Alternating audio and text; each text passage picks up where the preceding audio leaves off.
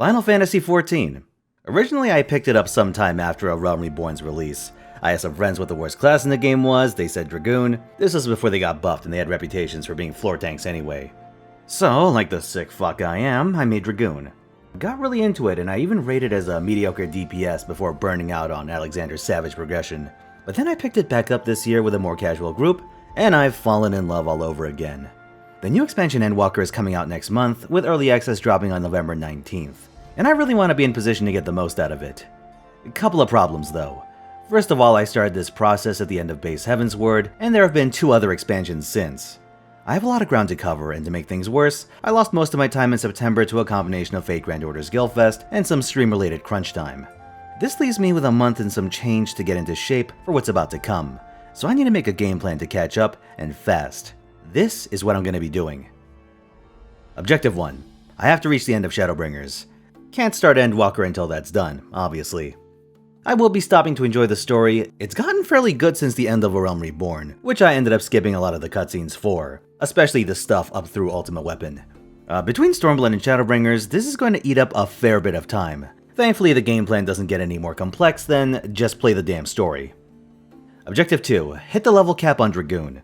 Dragoon is my main class, and having an attacker leveled will almost certainly be essential to unlocking new areas and getting any trial-based drops I need for crafting. Thankfully, this is also quite simple thanks to main story roulette giving huge payouts in exchange for not falling asleep during Praetorium's cutscenes.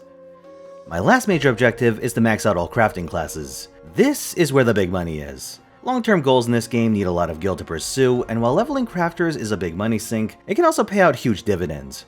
Also, there's a lot of cool shit equipment, furniture, and trinket-wise that I want to play with.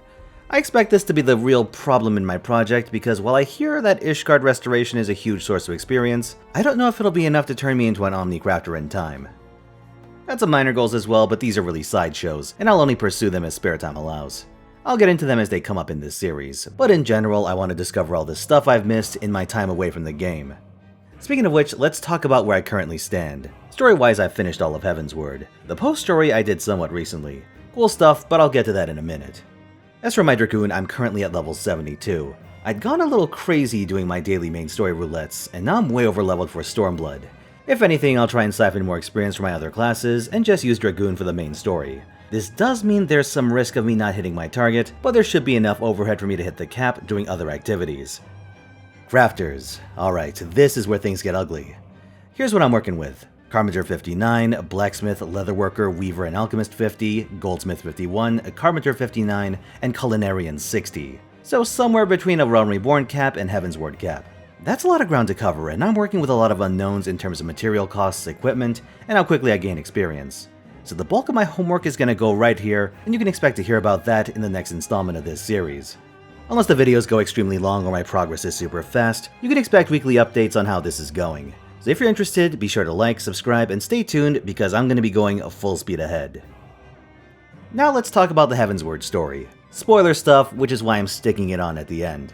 I did base Heavensward before I took a break, but I have to say that A. Ravana is the coolest motherfucker and his theme song is great, and B. Thornton's reign is just visually and thematically the most awesome fight I've seen in the game.